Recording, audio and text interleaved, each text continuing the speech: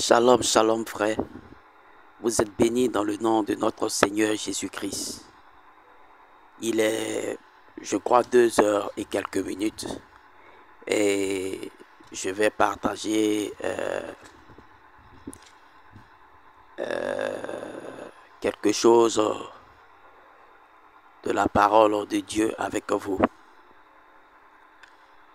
Je vais lire un texte dans Marc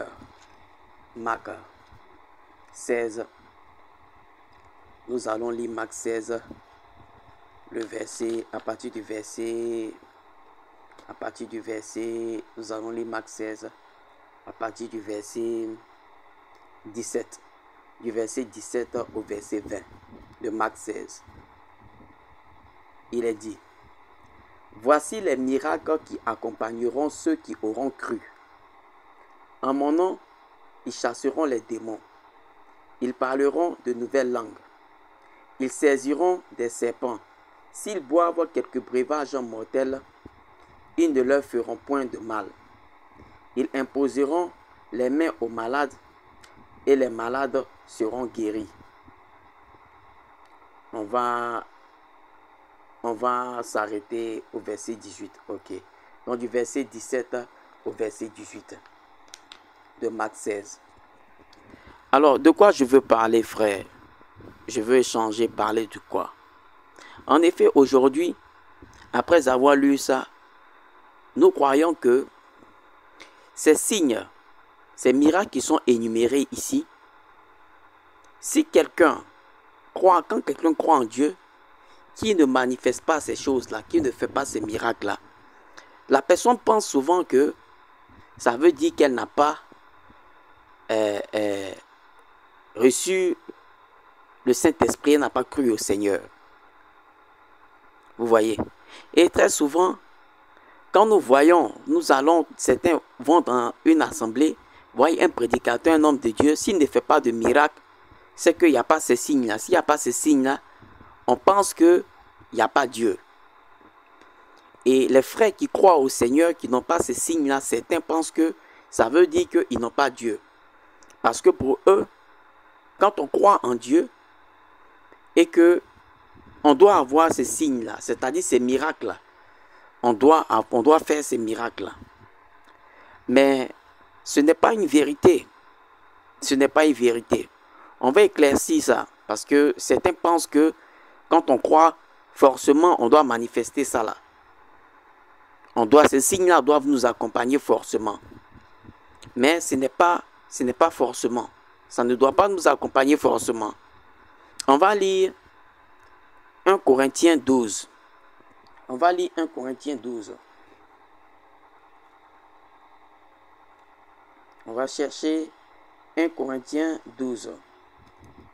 Alors, nous allons lire 1 Corinthiens 12 à partir du verset...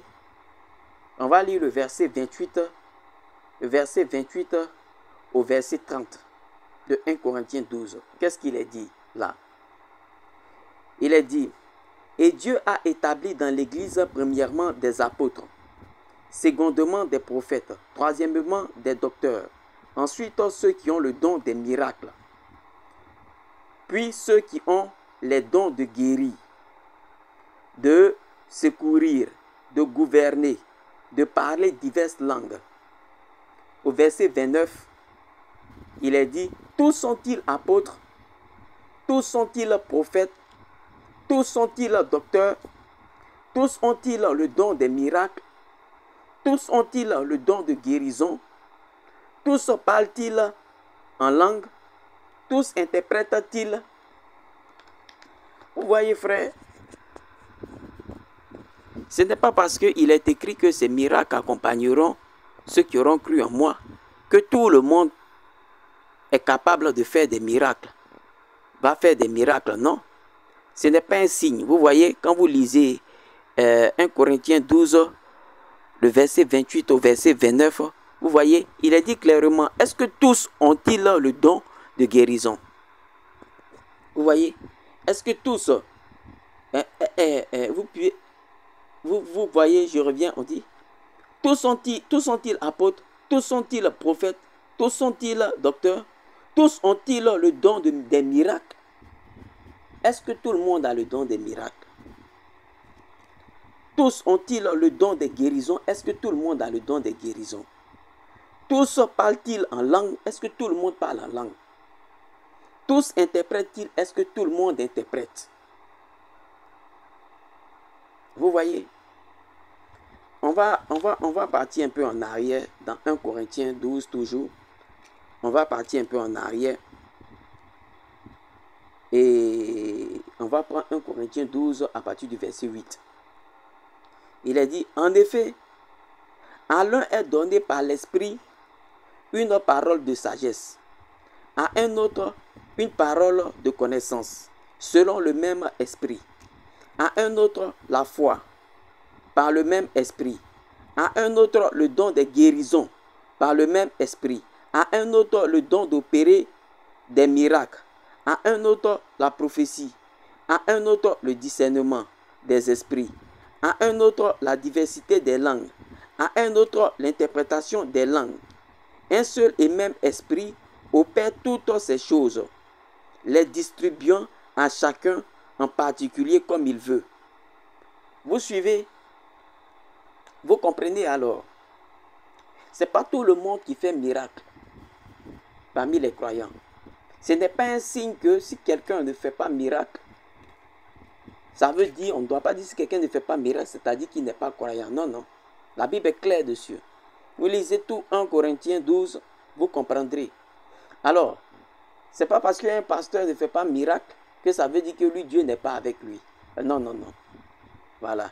Je souligne ça parce que certains pensent que quand on ne fait pas de miracle, ça veut dire qu'il n'y a pas Dieu. Puisqu'il dit que ce sont ces signes accompagneront ceux qui auront cru.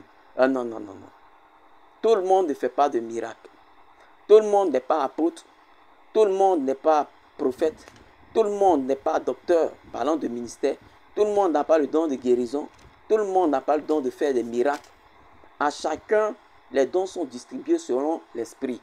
Mais c'est pour l'utilité commune, pour toute l'assemblée. Chacun a le don que Dieu lui a donné. Vous suivez un peu? Voilà ce que dit la Bible sur ce point. Donc, les dons, ce n'est pas une confirmation que quand on n'a pas ça, ça ne veut pas dire qu'on n'a pas forcément le Saint-Esprit. Ce n'est pas ça. Shalom, frère.